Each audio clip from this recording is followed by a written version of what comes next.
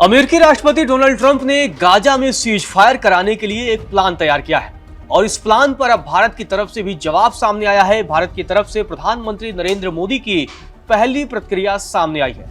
जी हां, अमेरिकी राष्ट्रपति डोनाल्ड ट्रंप और इजराइल के प्रधानमंत्री बेंजामिन नेतन्याहू के बीच व्हाइट हाउस में मुलाकात हुई और इस मुलाकात के दौरान गाजा के प्रस्ताव पर चर्चा हुई। ट्रंप ने बताया कि वो कैसे गाजा में शांति स्थापित करना चाहते हैं। नेतन्याहू को उन्होंने पूरा प्लान समझाया, प्रस्ताव दिखाया और बताया कि भाई अब मान जाओ। इसके बाद से नेतन्याहू ने सहमति जताई है और कहा है कि हाँ, जो भी प्रस्ताव तैयार किया गया है हम उस पर सहमत हैं और हम गाजा में शांति स्थापित करना चाहते हैं। लेकिन अब इस मसले पर भारत के प्रधानमंत्री नरेंद्र मोदी की तरफ से भी प्रतिक्रिया सामने आई है। अब आपको बताते हैं कि आखिर भारत के प्रधानमंत्री नरेंद्र मोदी ने इस पूरे मसले पर क्या कहा है। उसके बाद आपको बताएंगे कि आखिर ट्रंप ने वो कौन सा प्रस्ताव बनाया है, क्या प्लान तैयार किया है। सबसे पहले आपको नरेंद्र मोदी की प्रतिक्रिया बताते हैं। भारत के प्रधानमंत्री नरेंद्र मोदी ने सोशल मीडिया पर पोस्ट करते हुए कहा कि हम राष्ट्रपति डोनाल्ड ट्रंप द्वारा गाजा संघर्ष को समाप्त करने के लिए एक व्यापक योजना की घोषणा का स्वागत करते हैं। यह फिलिस्तीनी और इजरायली लोगों के साथ साथ व्यापक पश्चिम एशियाई क्षेत्र के लिए दीर्घकालिक और अस्थायी शांति, सुरक्षा और विकास का एक व्यवहार्य मार्ग प्रदान करता है। हमें उम्मीद है कि सभी संबंधित पक्ष राष्ट्रपति ट्रंप की पहल के पीछे एकजुट होंगे और संघर्ष को समाप्त करने और शांति सुनिश्चित करने के इस प्रयास का समर्थन करेंगे।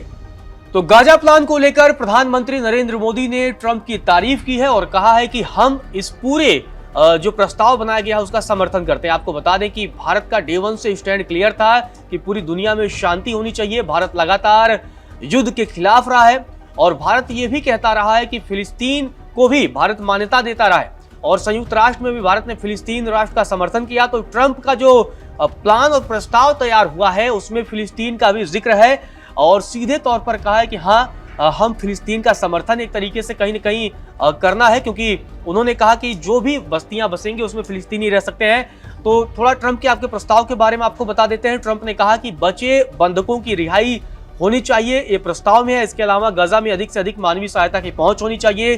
गाजा पट्टी से इजरायली सैनिकों की वापसी कराएंगे और साथ ही वेस्ट बैंक में कब्जा न करने का वादा भी किया है। गाजा में नई बस्तियां बनाने की किसी भी कोशिश का अंत करने का वादा भी किया है। हमास से अलग एक नई फिलिस्तीनी सरकार का गठन भी करने की उन्होंने बात कही है और साथ ही गाजा के लोगों का जबरन विस्थापन न करना। इसके अलावा आपको बता दें कि संघर्ष के कारण पलायन कर चुके लोगों की वापसी रोकने की कोशिश न करना, मतलब जो लोग संघर्ष के दरमियान पलायन कर चुके हैं उन लोगों की वापसी अगर होगी तो उन्हें रोका नहीं जाएगा, वो लोग वापस आकर गाजा में बस सकते हैं। तो ट्रंप के प्रस्ताव में इन सारी बातों का जिक्र है। इसके अलावा हमास की तरफ से भी प्रतिक्रिया सामने आई थी। हमास ने कहा था कि ठीक है, जो भी अभी हमें प्रस्ताव आधिकारिक तौर पर नहीं मिला है लेकिन हमारी पूरी कोशिश होगी कि हम इन सारी चीजों पर हम भी विचार करेंगे। वैसे तो नेतन्याहू ने सहमति जता दी है।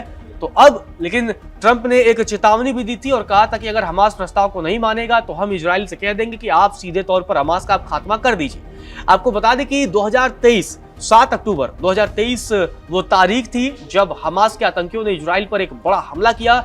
इसके बाद से ही इजराइल ने भी जवाबी कार्रवाई करना शुरू किया और लगातार इजराइल गाजा में बम बरसाता रहा, जिसकी वजह से 50,000 से ज्यादा फिलिस्तीनी मारे गए हैं। गाजा के स्वास्थ्य मंत्रालय के ये आंकड़े हैं।